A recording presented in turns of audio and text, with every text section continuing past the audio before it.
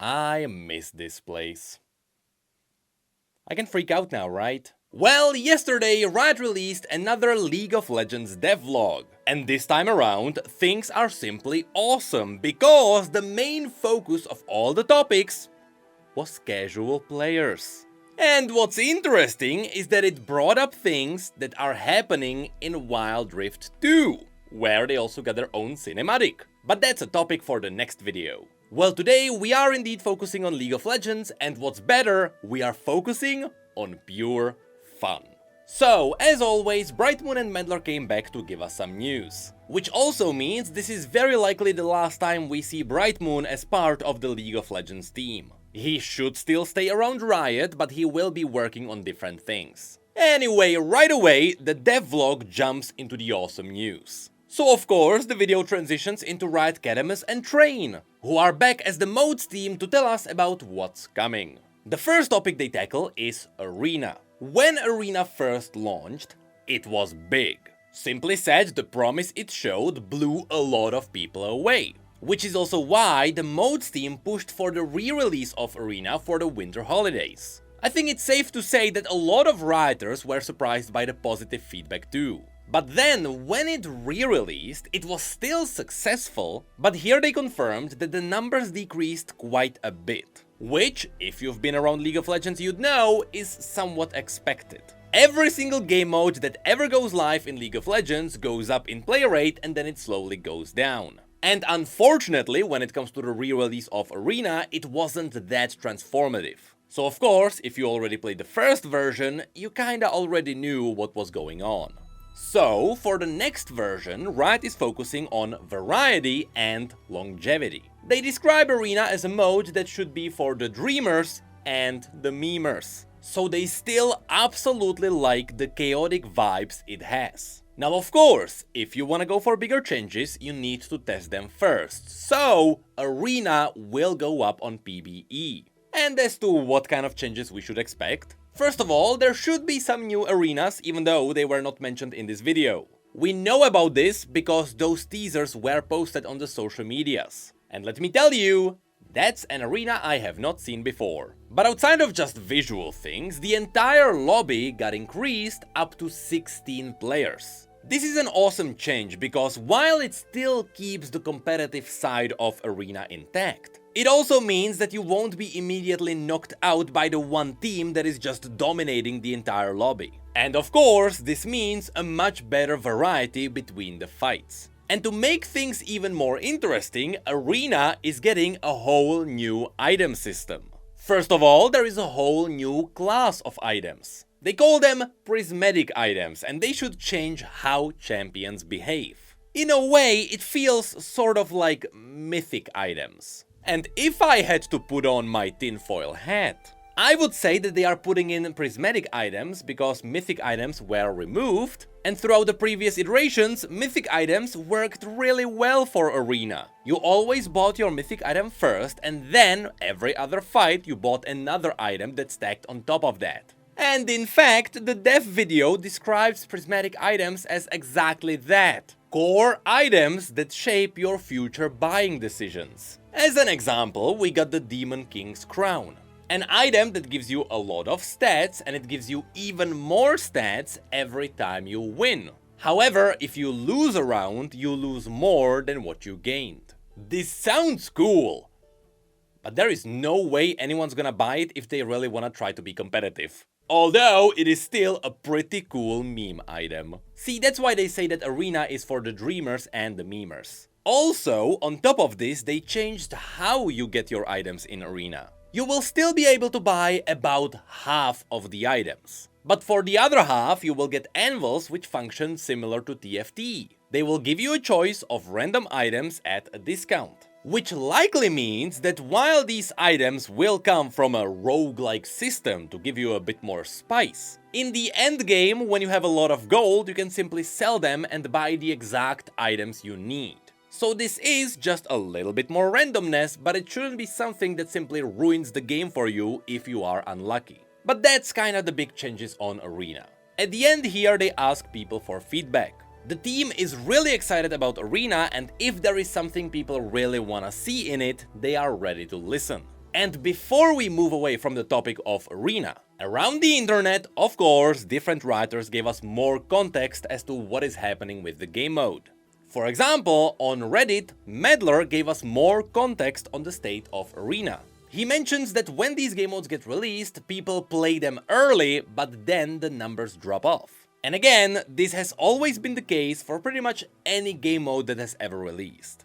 The bad thing about this is that as a result, matchmaking gets worse, because now you have less people to fill in the appropriate rank. And of course, bad matchmaking also makes more people quit. This means that the population that sticks around for the entire duration of a game mode is quite small. Now, as Meddler mentioned, they still believe Arena has a massive potential, which is why they keep updating it. And their goal is to give it the variety and the appeal which it needs to last longer. And if they can demonstrate that this appeal can hook people, then they can look into potentially making Arena permanent. Which sounds intriguing, and it was made even more intriguing when Pew Pew Lasers went on Twitter. Yet again, we got a banger tweet from him. Apparently, when Arena returns, it will be up for 4 months. And based on the numbers they get from this, they will see what they can do with the game mode in the future. So get ready for a wild Arena run. But now, back to the devlog. And get ready again, because we are diving into a big topic.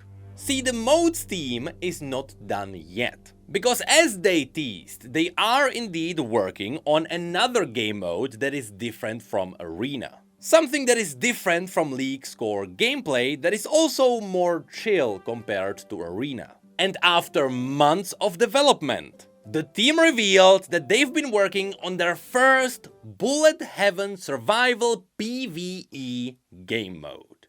Now, pause for a second. At this point, everyone knows that I am freaking out inside. I have always been advocating for PvE in League of Legends, with Star Guardian and Odyssey being my favorite events that ever appeared in League of Legends. I am simply a big fan of this. But what do you mean this is your first Bullet Heaven game? Do you not remember the Vel'Koz in these game modes? Anyway, that's right, PvE is back. But this time, we are fighting hordes of enemies, either solo or co-op. This is new, because before you were never able to play these game modes solo. And I do believe there is a good reason why you can do this solo. More on that in a second. As they mentioned, the goal is to give the players some challenge, but they also want to let people have some fun with their friends. And the Escademus did mention that the original inspiration was from Star Guardian and Odyssey. However, this time they are doing something quite different. And this is where you might get scared, but once we dig into this, everyone's gonna be excited. Because here they also gave us a screenshot. Obviously, all of this is a very early version of the game mode. Don't freak out, because literally everything here is a placeholder. Nexus Blitz looked the exact same. So yes, I know there is the Fury and there is a wall of Shadow Zeds and there are even Melios balls, but all of it are placeholders. But already, looking into this, I think I can make up some false expectations, which Riot is definitely gonna love, right? So, if you look at this screenshot, again, even though all of this is one massive placeholder, by the way all of this is structured, you can kinda tell what is going on here. First of all, we are not in an arena like what we would expect from the other PvE game modes. It doesn't seem to be instant encounters which you beat and then you move on to the next levels, like what we have previously had in Odyssey and Star Guardian. Instead, it seems like we are dealing with hordes of enemies from an open world, because you can see that they are using the TFT template for the entire area, where you are fighting hundreds of NPCs at a time. And yes, I don't believe the wall of Shadow Zeds is a placeholder for an arena. I think those are indeed enemies. And you know what all of that reminds me of? If you look at all of this, it does kind of look like Vampire Survivors, doesn't it? And if it is, If this is a game mode inspired by Vampire Survivors, we're about to have a banger on our hands. I mean, if you Google the definition of a bullet heaven survival game, that's what comes up. I think we are getting a roguelike Vampire Survivors in League of Legends. They didn't mention anything about roguelike random abilities, but they are using the TFT template, which has augments. So again, the inspiration seems to be Vampire Survivors. But if it's not, I just made up false expectations and everyone's gonna be disappointed. What I'd like to point out here is that August is the lead developer, and Syrian, the stellar VFX artist, is handling the visuals. Of course, these are placeholders. I mean, he even sneaked in his own icon for one of the buffs. Now, the team confirmed that this game mode will be part of the summer event, which comes out this year. In fact, it should be only about 2 months away. But before then, they confirmed that we should get at least one more update on this game mode. So please, Riot, by then either confirm or deny the fact that this is based on Vampire Survivors, because my reputation is on the line. But that is it for the game modes team. So after that, we go back to Meddler and Bright Moon, where they talk about some updates, such as the update to the mastery system. So, when they announced the new scaling of masteries, people gave them feedback that it would feel bad to have a massive grind which would go away every split. So now, Riot decided the champion-specific titles should be permanent. This is cool because this gives you the incentive to perhaps try and master a different champion every split. Also, they changed how mastery points are gained. Currently, you gain masteries based on how well your entire team does. But after the update, it should be all based on your performance specifically. And what's cool about that is that winning or losing shouldn't matter anymore. If you do well, it shouldn't matter if you lose. You will be able to progress your masteries anyway. And yes, they did confirm that the new mastery system should go live with 14.10, which should be on May 15th. Now, after that, they also talked about Lee Sin's ASU. Simply said, Lee Sin is old. Like, going back to the very beginning of League of Legends old.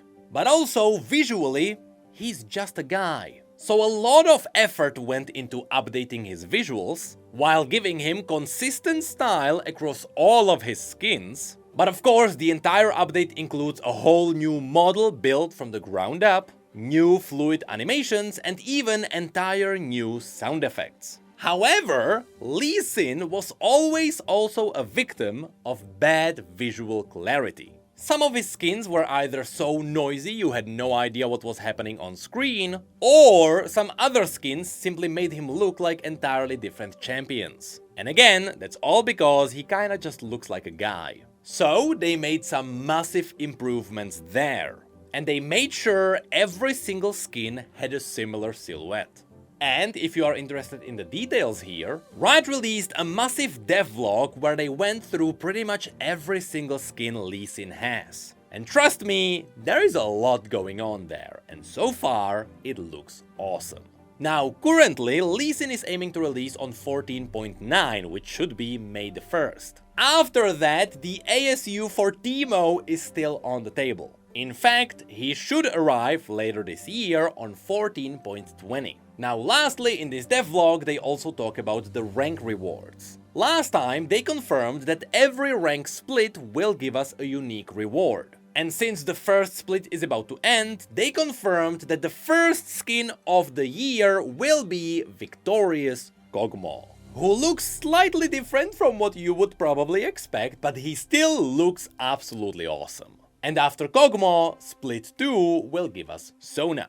But also, they confirmed that if you manage to get all 3 of these skins, you will also get a border for all of these champions, which will show people the best rank you achieved this year. And that's where the update starts to wrap up. They tell people that if they want to see more details, they should check out all the blogs that came out with this video. But also they mentioned that before the next update, the new Empyrean MSI event should be out. So yes, probably expect some new Empyrean skins. Also, Arena would have returned, and of course now we know that it will be up for 4 whole months. And then Meddler gave a few nice words to Bright Moon, who is taking a break for a little bit, but then he will be back at Riot doing different things. And with that, the news end. So, 2 things to take away here. 3 if you like Lee Sin. Arena will be back, and Riot will try to see if they can make it permanent. This summer we are also getting entire new PvE game mode, which everyone should be excited about, which should also be different from the other PvE game modes we got before, and which, according to my eye, should be inspired by Vampire Survivors, which can also get scary. You see, Vampire Survivors is based on one crucial gameplay decision. Everything is 2D. That's how the game can render so many sprites on your screen at the same time. Now, League of Legends is not 2D. So what happens if you turn the hordes of 2D sprites into 3D models? See, now we might have a problem on our hands. Especially if there is spaghetti at its core.